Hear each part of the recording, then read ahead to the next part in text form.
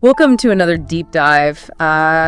Today we're going beyond like the typical hero narrative to uncover the fascinating story of Vasil Levski, a true icon of Bulgarian history. Absolutely. Our primary source is Levski's Bulgarian Wikipedia page. Okay. And believe me, it's packed with intriguing details that I think you're really going to enjoy. Yeah, that's what makes history so captivating, isn't it? Those personal choices and nuances that kind of bring historical figures to life, you know? It does. And you might already know that Levski was born in the 19th century. Right. But did you know there's some debate about the exact year? Oh, really? Some sources say 1837. Okay. Others point to 1840. Interesting. Regardless, his early life was marked by loss and this real thirst for knowledge. I see. In fact, he started as an apprentice tailor before a fascinating turn towards a religious path. It's crucial to remember the significance of the church in 19th century Bulgaria. Okay. It wasn't just a religious institution, it held considerable political and social influence. Levski's uncle, Archimandrite Vasily, played a pivotal role in guiding him towards becoming a monk.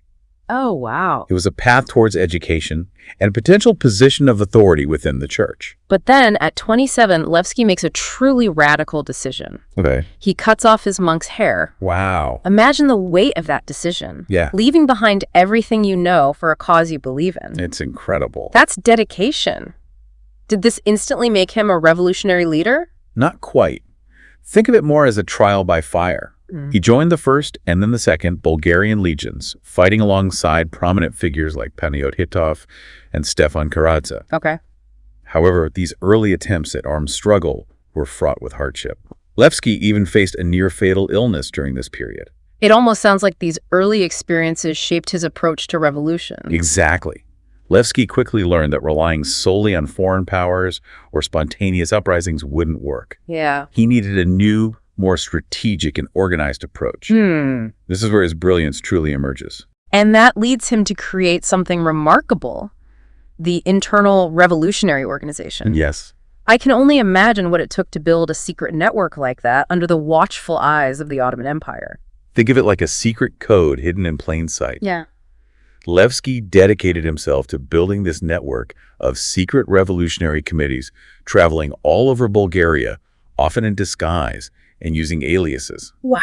He was constantly on the move, weaving a web of trust amongst diverse communities. So he's building this incredible network, but it wasn't all smooth sailing, right? No, managing a secret organization is never easy, especially with strong personalities involved. Levski faced internal conflict, most notably with a fellow revolutionary Dimitar Opshti. And Opshti's actions, specifically the Arap robbery, brought a lot of unwanted attention, right? Yes. For those who might not know, this was a daring raid on an Ottoman postal caravan. Yes, the Arap affair was a turning point. It increased scrutiny from Ottoman authorities and created divisions within the revolutionary movement. Levski opposed the robbery, but couldn't prevent it. This unfortunately foreshadowed his eventual downfall. It's fascinating and tragic how events like this can have such a ripple effect. So how did Levski end up getting caught? Well, Levski decided to gather important documents from the Levich Committee. Okay. He began a journey to Veliko Tarnovo, but a series of unfortunate events led to his capture at the Kakrina Inn. Oh, no. It's almost Shakespearean, so close to escaping, yet fate had other plans. And this is where the mystery deepens. Who betrayed Levski? Right. The identity of the potential informant remains the subject of debate. There are various theories, each with its own set of evidence and arguments. I'm sure we'll get into more of that later. Absolutely. Now, after his arrest, Levski found himself before the Sofia Extraordinary Investigative Commission. Right. And this is where his legal training gained during his time as a monk really comes into play. Okay. He skillfully crafted his defense, even attempting to use Ottoman law, the Hat-i Humayun, Wow. to protect his organization and its members. It was a brilliant strategy. The Hat-i Humayun was a decree that aimed to reform the Ottoman Empire and grant more rights to Christians. Levski knew that if he could frame his actions within the context of these reforms, it would make it harder for the Ottomans to justify harsh punishment. So he's basically using their own laws against them. Exactly. He also cleverly distanced himself from Opshti's actions, presenting himself as someone seeking to improve lives within the existing Ottoman system. He knew a political trial would damage the Ottomans' image in Europe. It was a legal chess match with his life on the line. It truly was. However, despite Levski's best efforts, The outcome was predetermined. Sadly, politics often trumps justice. Levski was sentenced to death by hanging. Right. But even facing his demise, Levski's spirit remained unbroken. His reported final words before his execution on February 18, 1873 were, "What I have done is for the benefit of the people." Think about the weight of those words spoken moments before his execution. Levski knew he was dying for a cause bigger than himself. That's the kind of conviction that inspires legends. Even though his life was cut short, Levski's impact was immeasurable. Right. He laid the groundwork for a national awakening, fueled by his vision of a free and democratic Bulgaria. And that's where things get really interesting. He wasn't content with just kicking out the Ottomans. He had a much bigger vision for Bulgaria, a pure and sacred republic.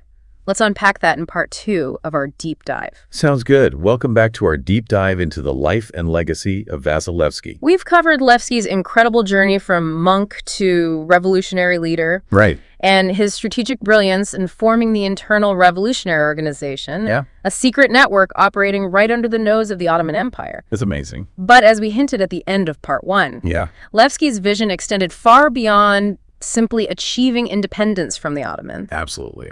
He envisioned a pure and sacred republic for Bulgaria. What exactly did he mean by that? It's a phrase that really captures the essence of his revolutionary ideals. Yeah. Ideals that were incredibly radical for their time. So let's unpack that a bit. We know the 19th century was a time of monarchies, but Levski was advocating for a republic. Precisely. He believed that power should reside with the people, not a king or an emperor. That's a huge contrast to the prevailing political systems of the time. It was a revolutionary concept, and it's clearly reflected in the Internal Revolutionary Organization's statute, which Levski himself drafted. Wow. The document emphasizes popular sovereignty, the idea that the people are the ultimate source of political power. It almost sounds like he was laying the groundwork for a modern democracy. In many ways, he was. But Levski's vision went even further. He also championed the idea of equality for all, regardless of ethnicity or religion. That's remarkable, especially considering the prevalence of ethnic and religious divisions in 19th century Europe. It was a truly radical concept. Levski envisioned a Bulgaria where everyone, regardless of their background, would have equal rights and opportunities. He believed that a free Bulgaria should be a place where all citizens could live together in harmony. So he wasn't just fighting for political freedom, he was fighting for a truly inclusive society. Exactly. But Levski wasn't just a dreamer, he was also a pragmatist. He understood that building a new society wouldn't happen overnight. It takes more than just lofty ideals, right? Absolutely. Levski knew that a successful revolution required careful planning, widespread support, and a strong foundation for the future. That's why he placed so much emphasis on education and self-reliance. He wanted to empower people to take control of their own destinies. Precisely. He believed that Bulgarians needed to be equipped with the knowledge and skills to govern themselves effectively.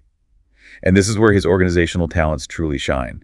He created this highly structured network of committees that functioned with remarkable efficiency, despite the constant threat from the Ottoman authorities. It's amazing how he managed to pull that off. He wasn't just a figurehead, was he? He was deeply involved in every aspect of the movement. You're absolutely right. Levski was involved in everything from writing and distributing revolutionary literature to training recruits and securing funding. He understood the importance of grassroots mobilization, of building a movement that was truly driven by the will of the people. But we know there were internal challenges as well. Right. Particularly from those who favored a more aggressive approach. Yes. Figures like Dimitar Obsti believed in using force to achieve immediate results, even if it meant risking the organization's long-term survival. As we discussed earlier, the Arap-Kanak robbery orchestrated by Obsti exemplifies this approach. Levski, however, favored a more strategic path. He believed that a successful revolution required patience, careful planning, and broad-based support. Rushing into armed conflict without adequate preparation would only lead to disaster. It's interesting how these different approaches reflect the complexities of revolutionary movements. It really does. And unfortunately, the differences in strategy contributed to the organization's eventual downfall. The Arap-Kanak robbery, while a daring feat, brought unwanted attention from the Ottoman authorities and ultimately led to Levski's capture. It's a tragic irony that Levski's efforts to build a sustainable movement were undermined by those who sought a quick victory. It is. But it's important to remember that Levski's vision didn't die with him. His ideas continue to inspire generations of Bulgarians, right? Absolutely. Even after Bulgaria gained its independence in 1878, Levski's legacy remained a powerful force in shaping the nation's identity. So how did Bulgaria as an independent nation ultimately fare in terms of fulfilling Levski's vision? Did his ideals of a pure and sacred republic become a reality? That's a question we'll delve into in the final part of our deep dive. Welcome back to the final part of our deep dive into the life and legacy of Vasil Levski. It's been quite a journey, hasn't it? From humble beginnings to revolutionary leader, Levski's story is truly captivating. It is, and his vision for a pure and sacred republic was nothing short of revolutionary for its time. But as we left off in part 2, the question remains, did Bulgaria, after achieving independence, truly embody Levski's ideals? Right, because independence is one thing, but creating a society that reflects such progressive ideals is a whole other challenge. So did Bulgaria manage to live up to Levski's dream? Well, it's complex. Levski's influence on Bulgarian political thought is undeniable. His emphasis on democracy, equality, and social justice did become core values. You see them reflected in subsequent constitutions and political discourse. So in a sense, he did lay the foundation for a more democratic and just society. Absolutely. But like many nations, Bulgaria has faced its share of hurdles along the way. Political instability, economic challenges, and social divisions, these all make achieving those lofty ideals in practice much harder than simply envisioning them. I imagine achieving true equality across ethnic and religious lines was a significant hurdle. Even in Levski's time, there were divisions within the revolutionary movement itself on this issue. Exactly. And while Levski championed equal rights for all, regardless of their background, Bulgaria at times has struggled with those very tensions he fought against. Remember, achieving true equality isn't just about legal frameworks. It requires a profound cultural shift towards tolerance and understanding. It's a reminder that building a just society is an ongoing process, a continuous effort. What about Levski's concept of popular sovereignty, that idea that power ultimately rests with the people? Did that take root in Bulgaria's political system? Again, it's been a mixed bag. Bulgaria has experienced periods of genuine democratic governance where Levski's ideals seem to flourish. But there have also been times of authoritarian rule times when those principles were suppressed. It seems like the struggle to maintain a truly participatory democracy where citizens are actively engaged and hold their leaders accountable is something many nations grapple with, not just Bulgaria. You're absolutely right. Yeah. And that's where Levski's legacy offers a powerful lesson. He understood that freedom isn't a gift. It's something you have to constantly fight for and safeguard. His own life is a testament to that, sacrificing everything for his beliefs for a better future for his people. So as we reflect on Levski's life and legacy, what key takeaways can we in the 21st century draw from his story? Well, first and foremost, Levski reminds us of the power of vision. He dared to imagine a different future for Bulgaria, one based on principles that were radical for his time. He wasn't content with simply changing rulers. He wanted to transform society itself. It's that unwavering commitment to his ideals that makes him such an inspiring figure even today. He didn't just dream of a better world. He took action, meticulously building a movement to make that dream a reality. Exactly. And that brings us to the second takeaway. Levski teaches us the importance of strategy and organization. He was a brilliant strategist, a master organizer, and a charismatic leader who inspired others to join his cause. His ability to create a secret network like the Internal Revolutionary Organization operating right under the nose of a powerful empire is a testament to his strategic genius. It really is. And finally, Levski's life underscores a fundamental truth about change. It requires courage and sacrifice.